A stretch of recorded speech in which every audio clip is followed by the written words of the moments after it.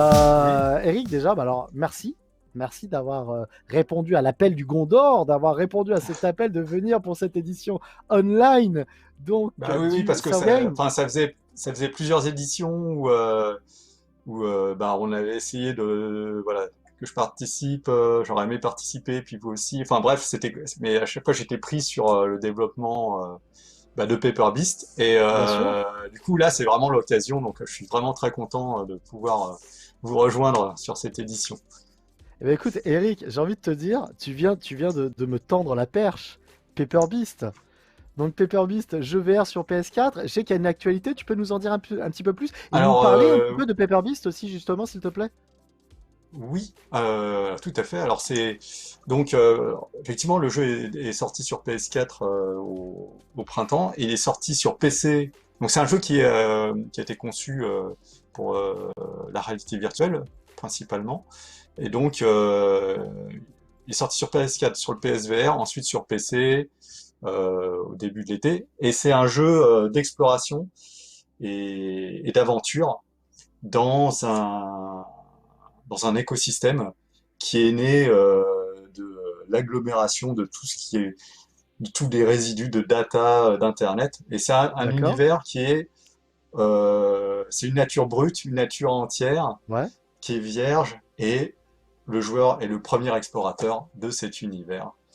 Et donc il va découvrir des animaux qui vont bah, ressembler un peu à ceux qu'on connaît, mais ils seront faits de papier. Je peux montrer.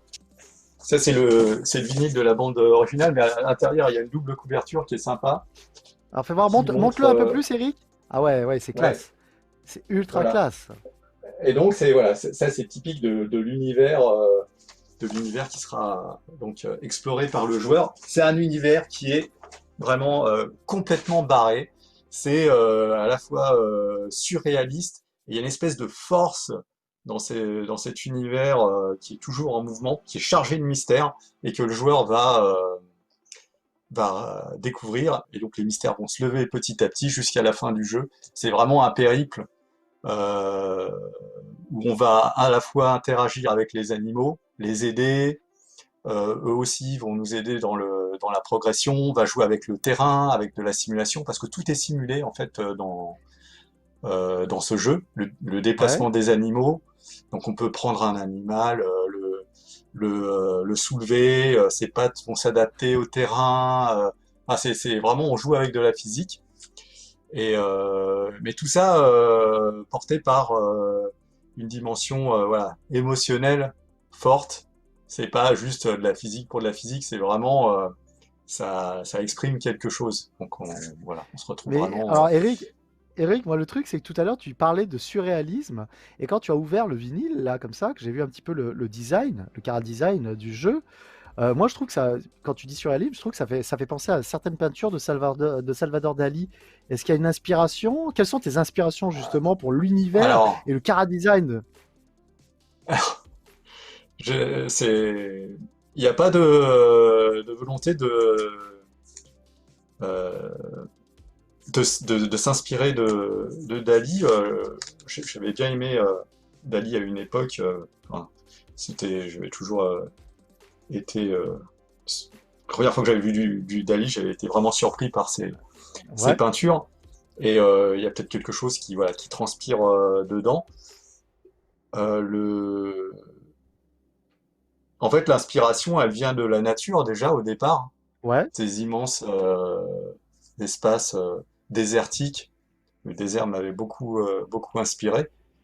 Et après, la dimension surréaliste, elle vient vraiment de cette hybridité entre le naturel et l'univers de la data, mais c'est traité sous une forme très métaphorique, puisqu'on peut voir, bah là c'est des tempêtes de données qui sont faites de bandes de papier, le ciel, on peut y lire des lettres, des chiffres, Ah, et c'est la très représentation des éclate. animaux, bah, c'est sous forme voilà, de pliage, un peu, un petit côté origami. Et là, Origami, on ouais. les, ouais. Donc c'est ce mélange de naturel et d'artificiel, c'est très surréaliste. Les animaux vont manger des boulettes de papier. Et puis il y a des scènes vraiment puissantes, pas comme celle-ci où il y a une espèce d'effondrement, puis une énorme tempête de papier c'est hybride entre le papier et la tempête de sable, entre une D'accord? tempête de papier et une tempête de sable. Et les animaux sont vivants. Il y a vraiment ce ressenti du vivant et cette connexion au vivant voilà, que j'ai vraiment voulu traduire dans ce projet. Euh, Écoute, et en tout cas, je peux te le dire, là, je découvre la vidéo. Je n'avais jamais vu Paper Beast. Je trouve ça ultra classe, ultra beau.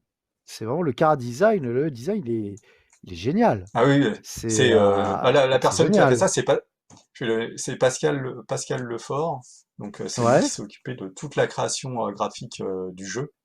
Et il a fait un travail extraordinaire. Ouais, Eh bien, écoute, merci à lui. c'est Je précise sur le chat, oui, vous pouvez poser des questions à Eric Chahi qui est avec nous ici. Vous pouvez y aller, n'hésitez pas. J'ai d'ailleurs une question pour toi, Eric. On me demande pourquoi avoir fait le choix de Unity.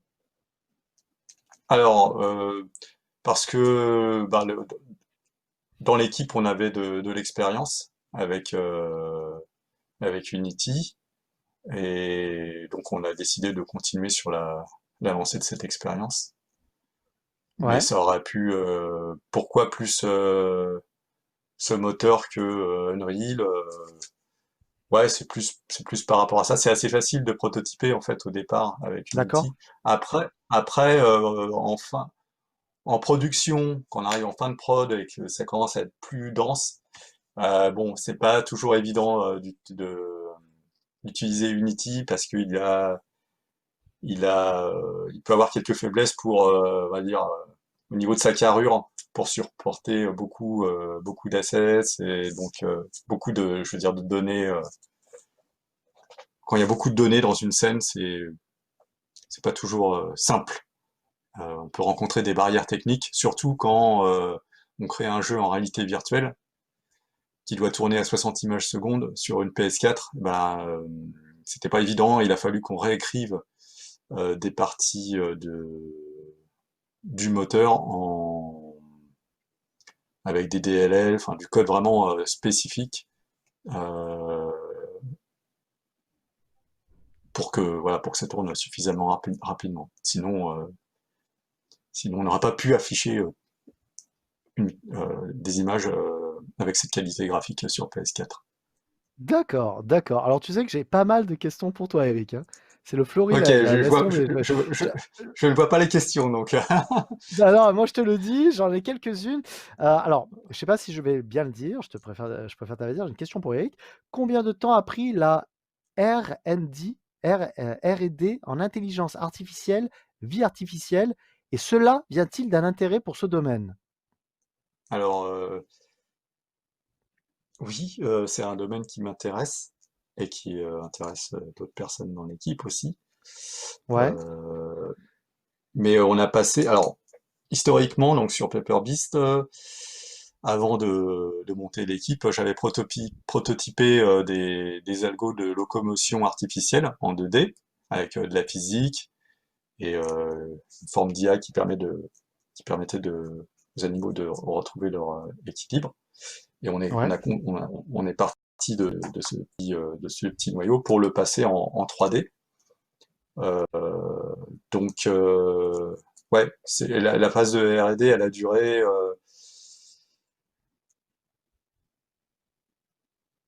entre ouais, un an et demi, un an, d'accord.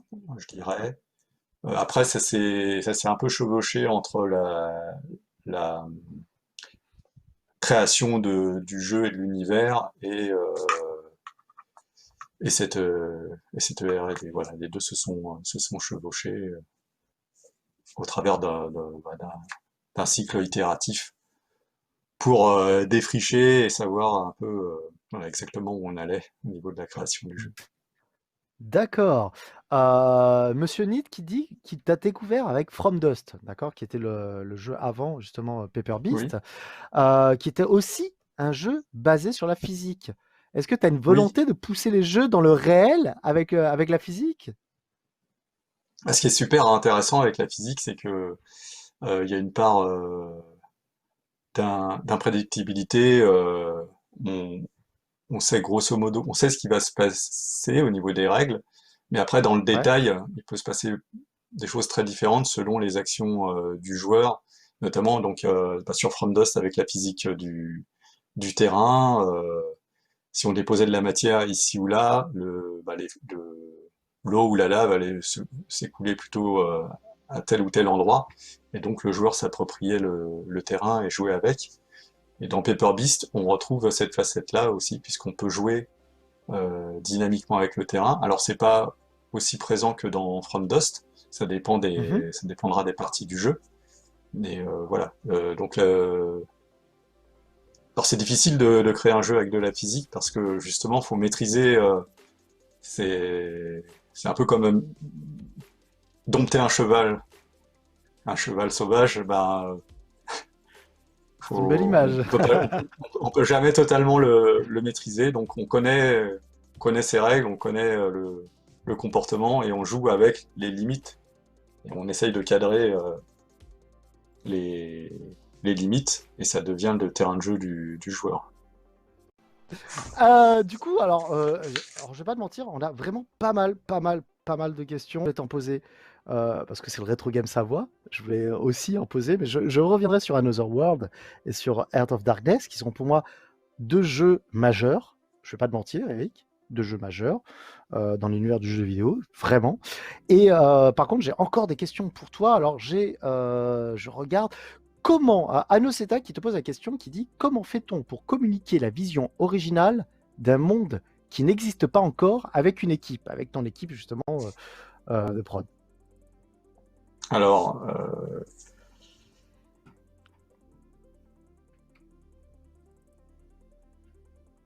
en fait, J'ai non, des mais questions qui sont c'est dures, hein, pas, je te le dis. Hein. oui, c'est pas une question évidente. En fait, la création est un processus itératif. Et moi, j'ai une méthode de création qui est de pas tout définir au départ. Je vais pas Mhm, écrire le scénario du jeu du début jusqu'à la fin, mais ça serait plutôt sur c'est quoi l'ADN du jeu, les fondamentaux. Par exemple, pour Paper Beast, c'était de créer un jeu avec de la locomotion artificielle dans un environnement naturel. Et l'univers se dessine. On a d'abord écrit ces protos de locomotion, et l'univers s'est dessiné aussi à ce moment-là, de se dire bah on va le connecter avec la data.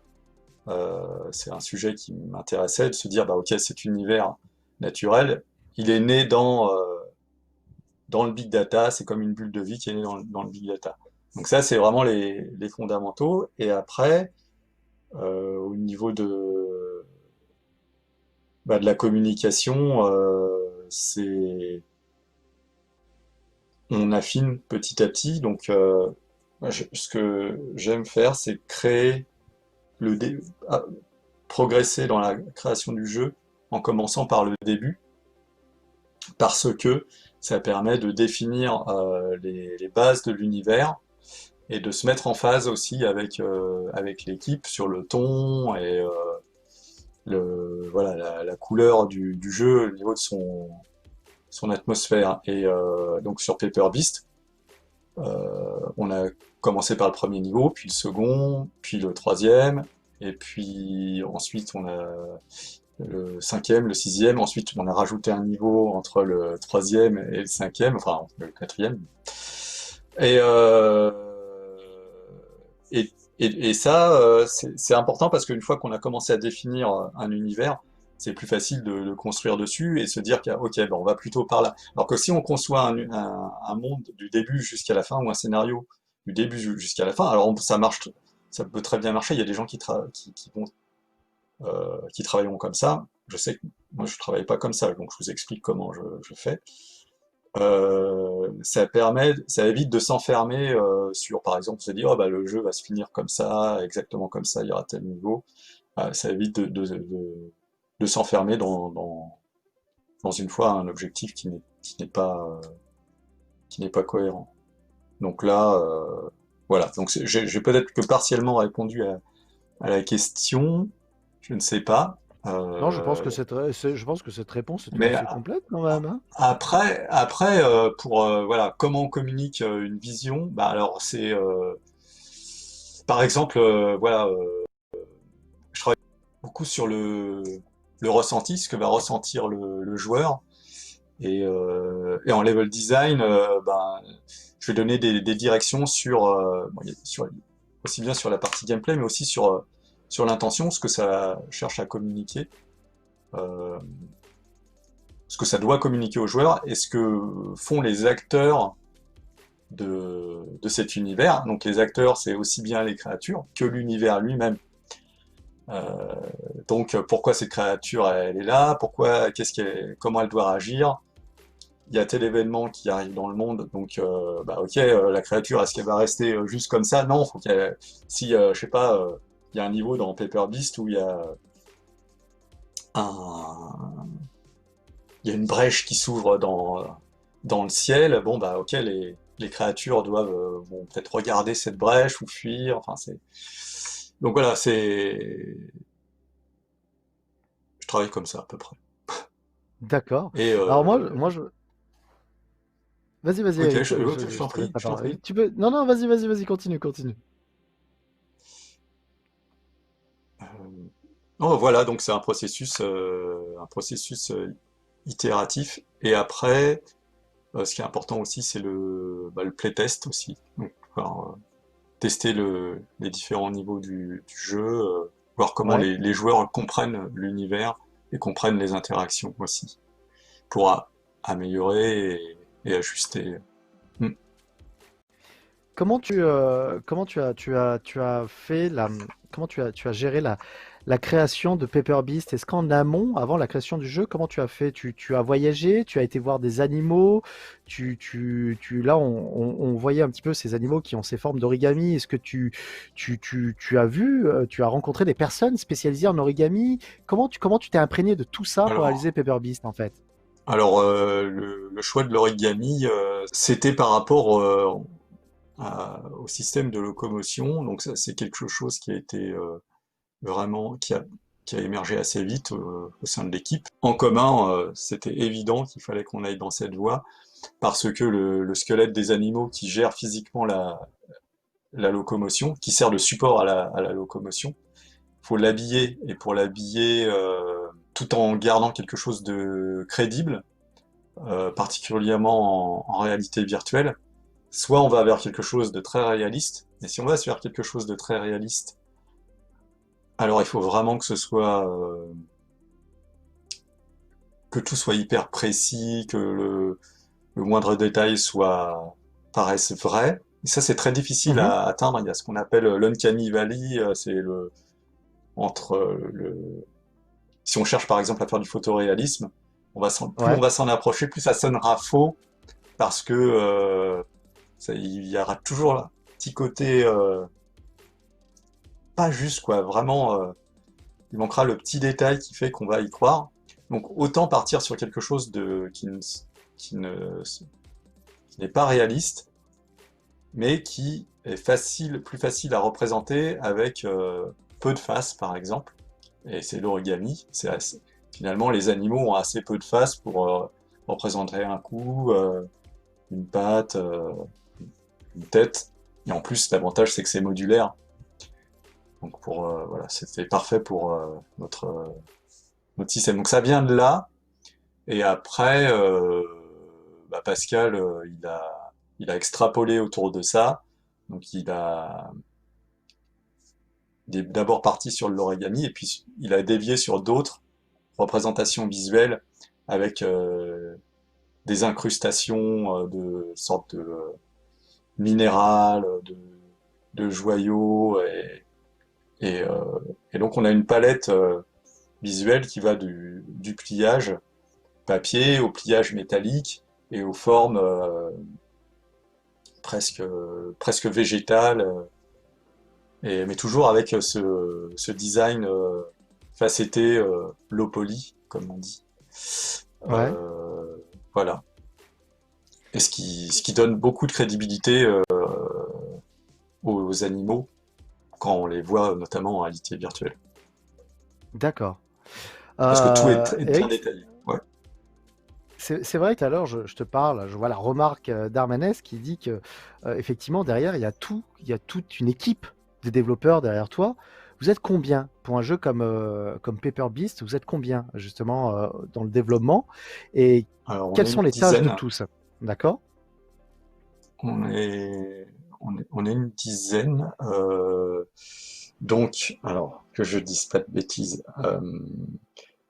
Donc il y avait en fait quatre programmeurs puisque au niveau audio, il y a eu de la programmation audio. Mhm. Euh, un, un testeur aussi, donc Quentin. Et puis au niveau graphique, bah, Pascal. Et, euh, et puis voilà. Puis au niveau de la construction graphique des niveaux, il y avait aussi une personne qui s'occupait de monter les décors et de construire l'éclairage aussi. Et puis deux level designers euh, D'accord. avec moi ouais, pour construire le jeu. Donc au niveau de l'équipe de programmation, donc que ce soit Seb, Olivier et François, donc c'était vraiment sur la partie physique, création des algos, création des briques qu'on pouvait utiliser au niveau du level design, création des outils parce qu'il a fallu créer des outils spécifiques. Et au niveau audio, donc il y avait trois personnes, donc un personne qui s'occupe de l'intégration audio et du codage audio, Clément, et euh, et puis Rolly Porter pour la composition de la musique et Alors, Florian pour le design alors, sonore. Eric, on me dit qu'il y a un des level designers qui est avec nous sur le chat, qui s'appelle alors Jojo City. Il dit un des Ouais, level c'est designers Geoffrey. présents. C'est Geoffrey qui est avec Ok, nous. Bah, salut salut Geoffrey. Geoffrey. Voilà. C'est Donc, Geoffrey qui est avec nous, qui est donc l'un des level designers, voilà, donc il y avait à qui l'on Geoffrey et doit. Thomas au niveau du LD. Ok, bah, Et puis, enchanté, Geoffrey. Alors, tu allais rajouter et quelque chose, Eric? non, non, non, non, non, voilà. Donc c'est une petite équipe quand même. Ah, oui, c'est une petite équipe, mais qui a fait un grand jeu, donc c'est bien quand même. J'ai envie de Oui. te dire, on peut Ah se oui, oui, oui, non, je veux permettre. dire, c'est ça, c'est que vu le jeu, voilà, par rapport au jeu, finalement, on était assez peu nombreux, compte Je tenu voulais de, savoir justement la structure du jeu, le concept un petit peu origami, ça nous ramène un petit peu au Japon, tout ça, ce concept de papier plié et autres. Est-ce que tu connais un petit peu l'accueil du public japonais? Est-ce que le jeu est sorti au Japon? Alors, Est-ce que tu connais un petit peu le, le retour? alors, le jeu n'est pas sorti au Japon sur PS4 encore, il le D'accord? sera bientôt. Ok, Euh, donc, par contre, sur PC, il est dispo au Japon, ça oui. J'ai pas de retour direct, je sais pas, en fait. Mais je pense que ce jeu pourrait plaire.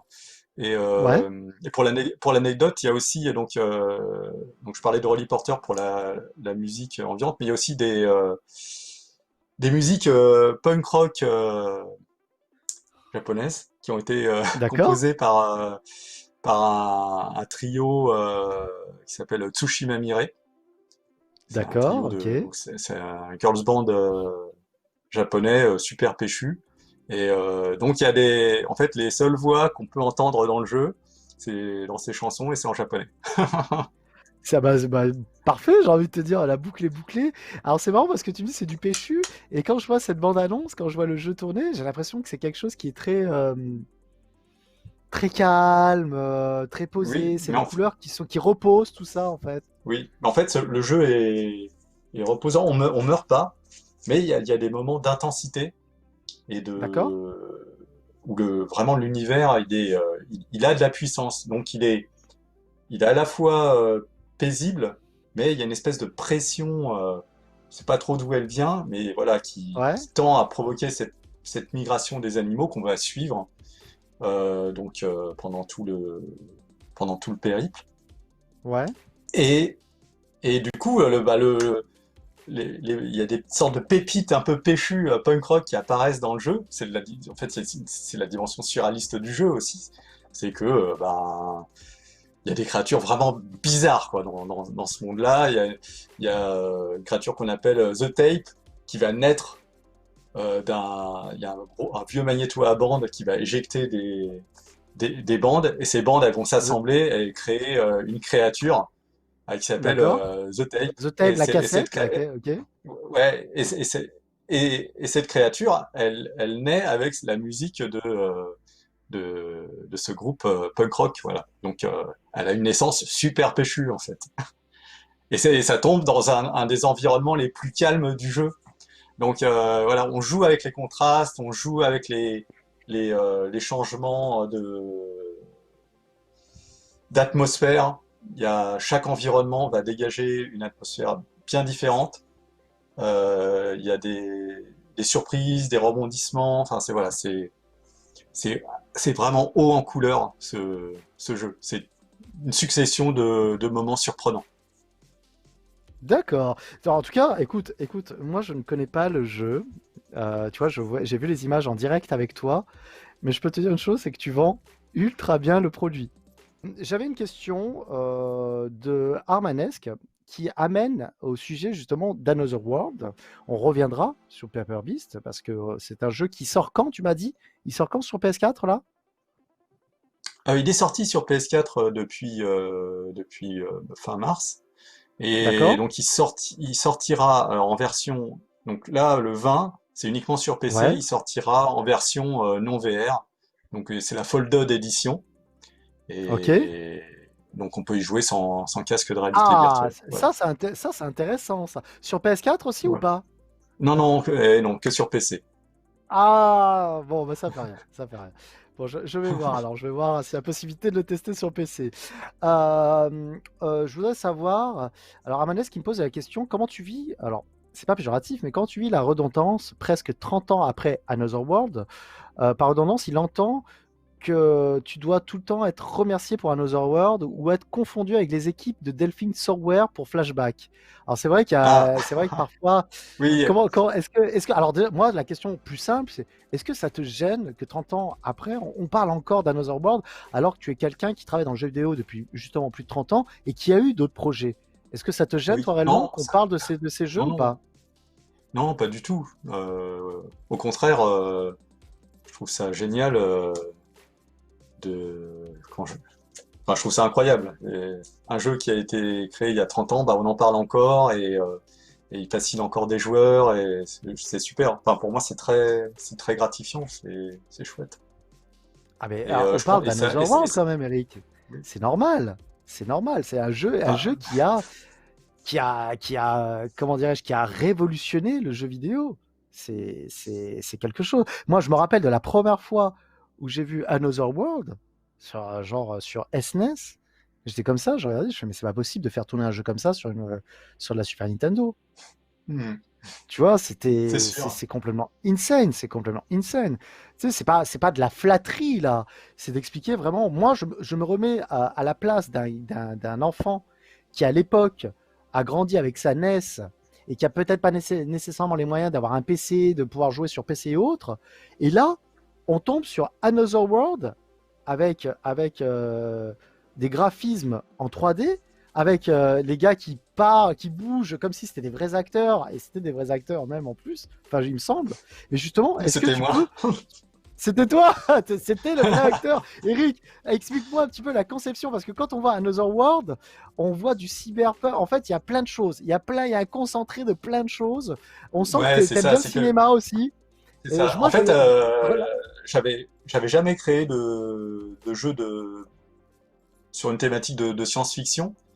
J'avais créé beaucoup de jeux auparavant. Bon, j'avais participé, enfin, j'étais finalement co-auteur des Voyageurs du Temps, puisque je m'étais occupé de la partie graphique. Donc Ouais, ça, c'est un jeu de SF, mais un jeu que j'avais initié vraiment parce que avant, enfin depuis, j'avais commencé à créer des jeux en 83. Donc ouais. ça faisait déjà quelques années que je créais des jeux. Et sur Another World, voilà, j'avais accumulé des envies de créer un jeu dans un univers complètement voilà, SF sur une autre planète, tout ça, j'avais jamais fait ça. Donc du coup, j'ai tout lâché d'un coup dans ce jeu, quoi, Ah avec ouais, oui. tout ce qui me fascinait. Et voilà, après au niveau, donc pour rebondir sur ce que tu disais le, sur la partie visuelle, donc qui était construite à base de polygones. Donc c'était pas exactement de la 3D, mais ça donnait cette impression-là parce que Ouais, ça utilisait des polygones et des aplats. C'est quelque chose qu'on voyait.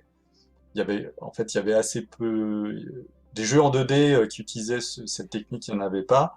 Et quand on voyait cette technique, c'était des jeux en 3D. Donc ça donnait cette impression-là. Mais en fait, c'était de la 2D qui avait été rotoscopée. Donc je m'étais ouais, filmé, d'accord. notamment sur le premier plan de l'introduction, donc on voit la voiture qui dérape. C'est ça, ouais. J'avais utilisé un caméscope, je l'avais posé au sol, et d'ailleurs la voiture, je l'ai là. Donc, Ah, hop, attends, hop. montre-nous ça. Alors, on ne la voit pas, montre-nous ça. Ok! Vous la voyez Ah là? oui, Ouais. effectivement. Oui, bien sûr. Donc Alors, c'est la vraie. je l'ai Attends, attends. lancé. C'est c'est la C'est le vraie. vrai C'est la modèle. voiture qui a. Oui, oui. J'ai toujours, mais je conserve plein de trucs. Alors, du coup, je l'ai toujours. C'est celle-ci que j'ai envoyée D'accord. devant la caméra. Et une fois que j'avais filmé cette séquence, donc j'ai dû faire une dizaine de lancers avant d'arriver à quelque chose qui me convienne. Je l'ai décalqué image par image sur mon Amiga avec un appareil qui s'appelle un Genlock qui permet d'incruster une image vidéo en fond d'écran. Et donc je repassais par-dessus avec des polygones. Euh, C'était un éditeur de polygones que j'avais conçu spécialement.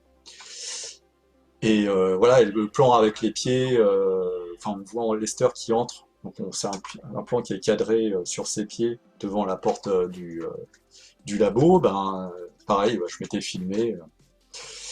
Et il y a un plan où on ramasse un pistolet laser dans la prison, donc voilà, hop, je recule. Attends, attends. Alors, oui, oui, attends, montre-le. Alors Alors, ouais, ça, c'est le pistolet laser le pistolet laser qu'on retrouve dans la prison. Voilà, plus à droite, voilà, voilà. impeccable. Ok, Et donc d'accord. c'est de la mousse, hein,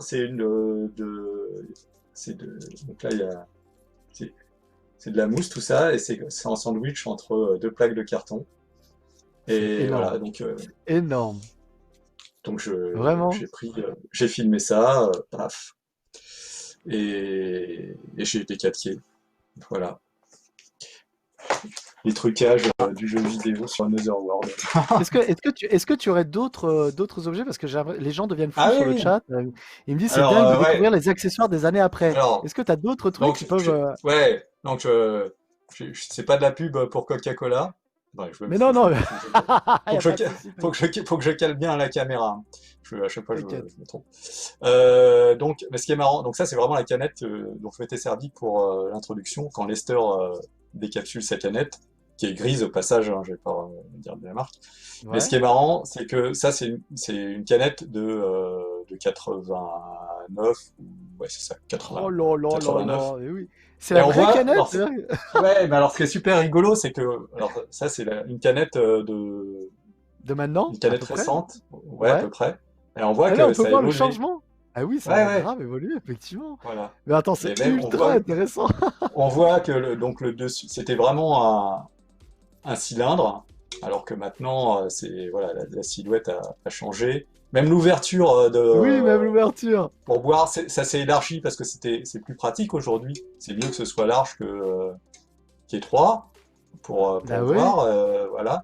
Et alors, ce qui est marrant aussi, c'est que la composition, donc aujourd'hui, on sait tout, on connaît le nombre de calories, la quantité de sucre, et en 89, Il n'y avait rien de ben marqué. ouais, il y avait ingrédients ou gazéifiés, sucre, les colorants, voilà, bon. Mais pas les quantités. Absolument, on ne savait pas du tout combien il y avait de sucre là-dedans. Voilà. Bon, je suis pas Est-ce- spécialement un grand buveur de coca, donc c'est pas de la pub, hein, mais je trouvais ça Non, pas intéressant. de souci. Mais alors, est-ce que tu as d'autres objets? Parce que là, je vais pas te mentir, mais là, tu nous as mis la hype à tous, là. C'est une grosse Alors, première de voir la ça. hype, Alors, je sais pas si vous vous rendez euh, compte, les gars, mais on est en train de parler d'Another World et vous avez la chance, vous, au Savoir Retro Game, là, dans cette édition online, de voir des objets d'époque. qui ont participé à l'élaboration d'Another World quand même. Alors là, les mecs, s'il y avait une conférence où il fallait être aujourd'hui, c'était bien celle d'Eric Chahi, hein. Excusez-moi, hein. Là vraiment, il n'y a pas de souci. Hein. Il y Alors, a bah, Jojo après, qui me dit, montre-t-on le pacte sous blister, Eric. Ah, oh yes, le pacte. Voilà, alors ça, c'est un jeu sur Amstrad. Qui était, D'accord. donc, c'était mon dernier jeu sur Amstrad, un jeu qui avait été créé pour les supports disquettes. Ouais. Mes précédents jeux, c'était sur cassette. Alors, donc il est encore sous blister, hein, c'est-à-dire qu'il est de l'époque, je ne l'ai jamais ouvert. Eh bien, écoute, Eric, Et j'ai envie de te dire, ne donne jamais ton adresse. Voilà, c'est tout. Ne donne jamais ton adresse. C'est parce que, voilà, tu as l'air d'avoir des pépites entre les mains, donc j'ai envie de te oui, dire ça. mais Et voilà. autant vous dire que Mais il y c'est a un des choses, exemplaire unique, tu m'étonnes. il y a des choses à dire là-dessus, hein, sur l'histoire de ce jeu, mais après, je sais pas de quel temps on dispose aussi. Eh Et bien, puis, écoute, il nous reste 20 minutes. Tu peux te faire mais plaisir, là, Eric. Attends, c'est ta conférence.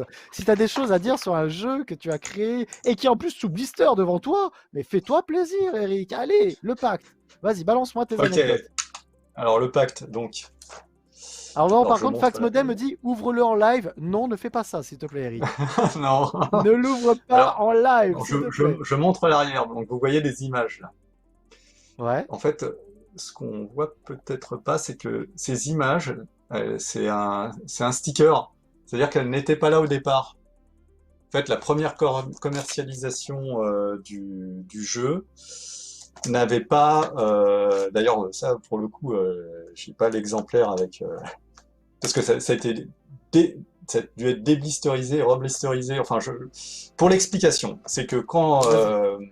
on a sorti ce jeu avec Loriciel, on s'est posé la question du packaging et on s'est dit, ça serait cool de jouer la carte du mystère. C'est-à-dire, c'est un jeu, en fait, c'est Ouais, un jeu qui se passe dans une maison hantée, où il y a vraiment une ambiance.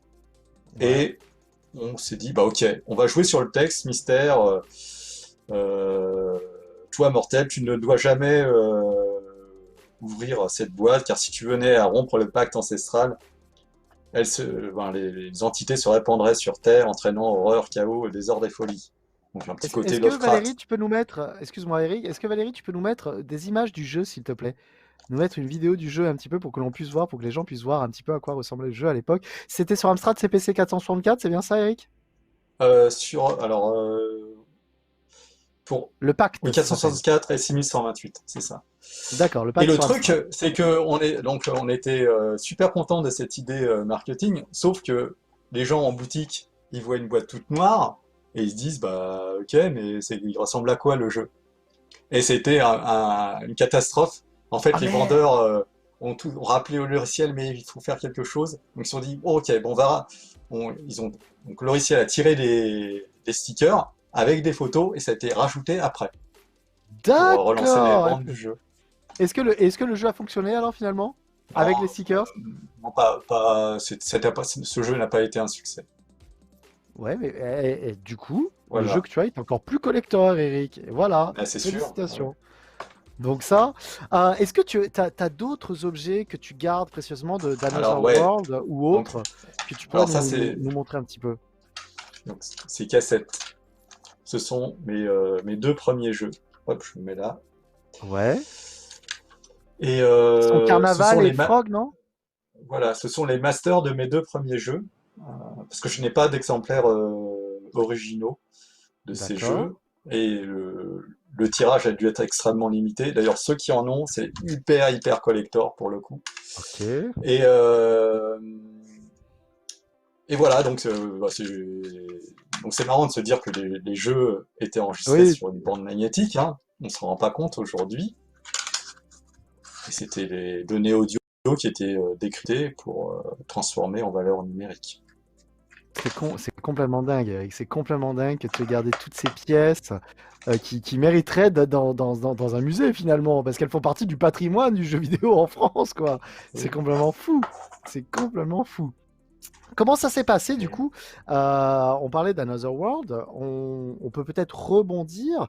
Moi, il y a un deuxième jeu, je te connais pour ce deuxième jeu, parce que je l'ai beaucoup, beaucoup poncé, même s'il est très dur. D'ailleurs, je trouve que tes jeux sont très Ah, durs, Eric.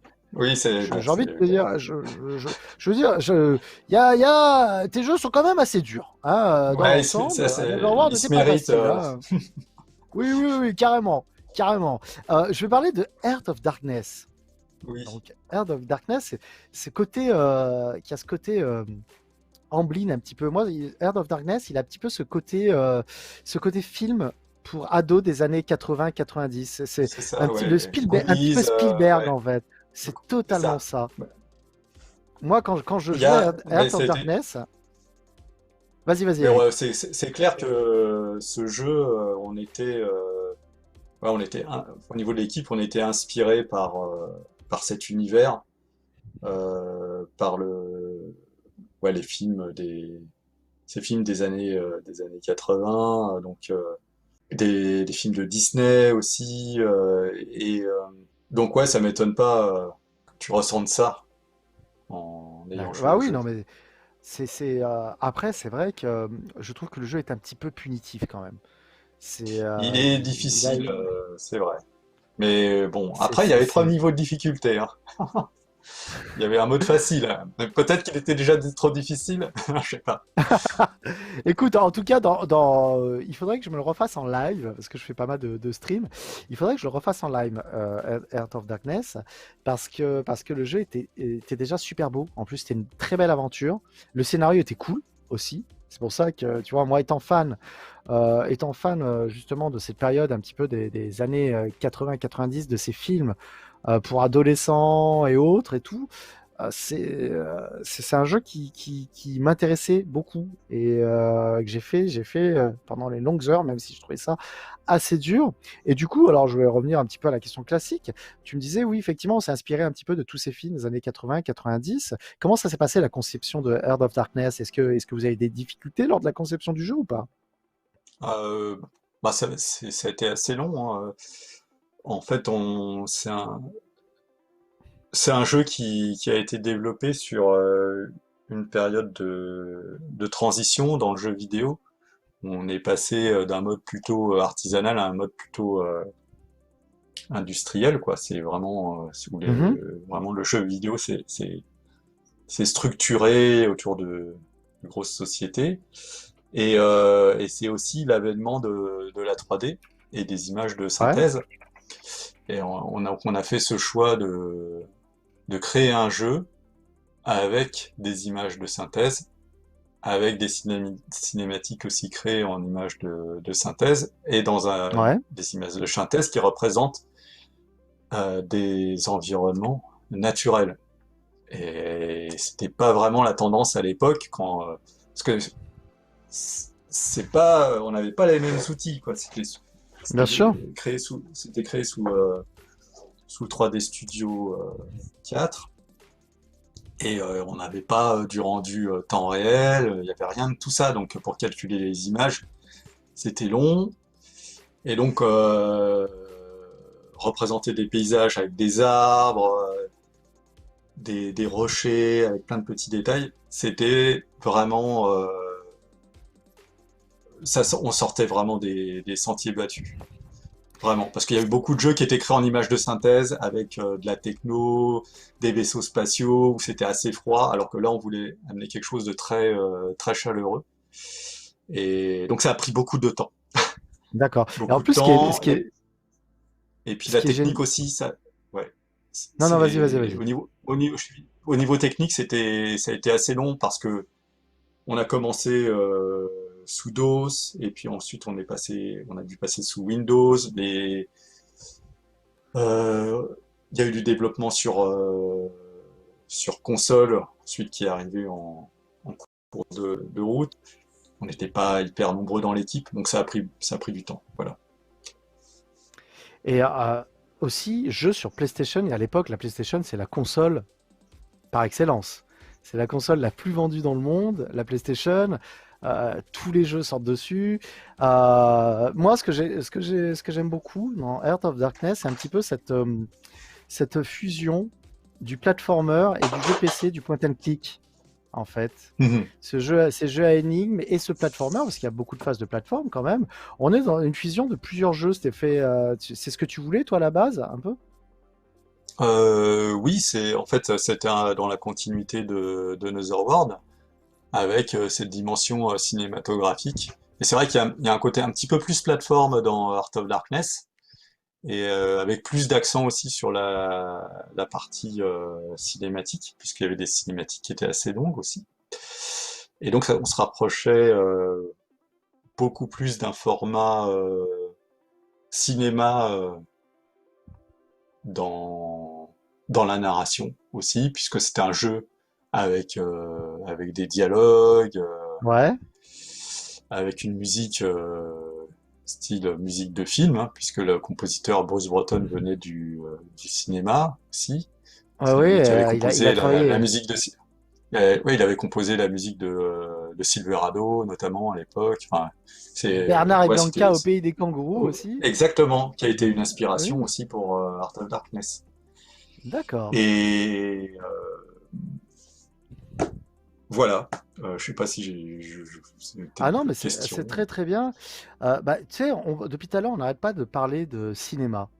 Toi, qu'est-ce que t'aimes en style de cinéma? Je suis plutôt orienté SF. Ouais, J'aime bien la SF? SF, ouais. Alors du coup, là, t'as dû voir un petit peu le trailer du prochain Dune de Denis Villeneuve. Ça te hype ou Alors pas? j'ai pas vu le trailer. Ah! D'accord. J'ai- c'est sorti quand le trailer?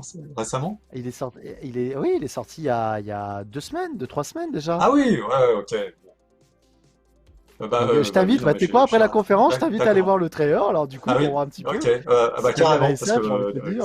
ah oui, bah je suis un fan de Dune, hein. Enfin, Ouais, une des œuvres qui m'a marqué en littérature. d'accord. Donc du coup, oui, effectivement, cinéma, t'aimes bien Frank Herbert. Il y a d'autres auteurs que t'affectionnes en science-fiction? Asimov, autres, je sais pas. Oui, alors là, euh, Ian Banks qui a écrit la série de L'homme des jeux sur la culture. D'accord? Euh, Craig Egan, j'aime beaucoup cet auteur. Il y a,